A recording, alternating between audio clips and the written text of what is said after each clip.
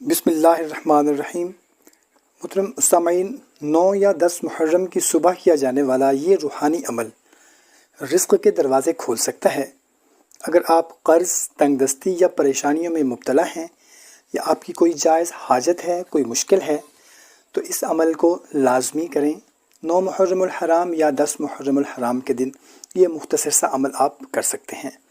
السلام علیکم دوستو، محرم الحرام کی 9 یا 10 تاریخ کو ایک خاص روحانی عمل بیان کیا جاتا ہے، جسے رزق میں برکت اور جائز حاجات کی تکمیل کے لیے کیا جاتا ہے۔ اس عمل کے مطابق سورج طلوع ہونے کے بعد اس عمل کو کرنا ہے۔ 9 تاریخ کو کر لیں یا پھر 10 محرم الحرام کو کر لیں، یعنی کہ 9ویں یا 10ویں محرم کی صبح سورج طلوع ہونے کے بعد اس عمل کو آپ نے لازمی کرنا ہے۔ اگر آپ بھی رزق کی وجہ سے پریشان ہیں، کوئی آپ کی جائز حاجت ہے، کوئی مشکل ہے، کوئی پریشانی ہے، تو کمنٹ میں آمین لکھ کر اس کو اپنے دوستوں کے ساتھ شیئر کر دیں۔ جزاک اللہ۔ تو محترم سامعین، 9 یا 10 محرم الحرام کی صبح سورج طلوع ہونے کے بعد باوضو ہو کر قبلہ رو بیٹھ کر آپ نے 2 رکعت نفل پڑھنی ہے۔ اس کے بعد 3 مرتبہ آپ نے سورہ اخلاص پڑھنی ہے۔ پھر آپ نے ایک کاغذ لے لینا ہے بغیر لائن کے، اس پر آپ نے سرخ سیاہی سے 1 مرتبہ سورہ اخلاص اور 1 مرتبہ سورہ ضحیٰ تحریر کرنی ہے۔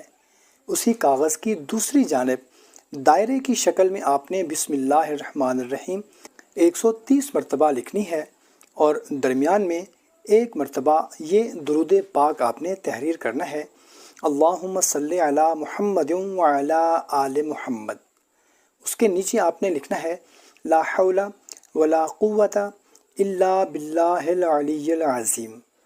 پھر اس پر آپ نے 313 مرتبہ بسم اللہ الرحمن الرحیم پڑھ کر دم کرنا ہے، اور خوشبو یعنی کہ عطر لگا کر اپنے پاس محفوظ کر لینا ہے۔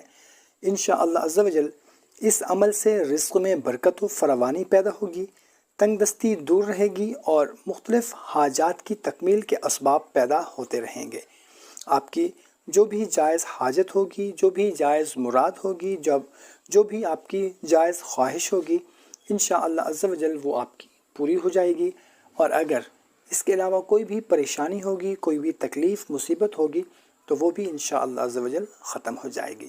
محترم سامعین، اس عمل کے کرنے کے ساتھ ساتھ 5 وقت کی نماز بھی ہم نے لازمی پڑھنی ہے، خود بھی پڑھنی ہے، اپنے دوست احباب کو، اپنے فیملی ممبرز کو بھی 5 وقت کی نماز کی دعوت دینی ہے۔ تو محترم سامعین، ہمیں اجازت دیں، ایک نئی ویڈیو میں پھر ملاقات ہوگی۔ اپنا بہت سارا خیال رکھیے گا۔ اللہ حافظ۔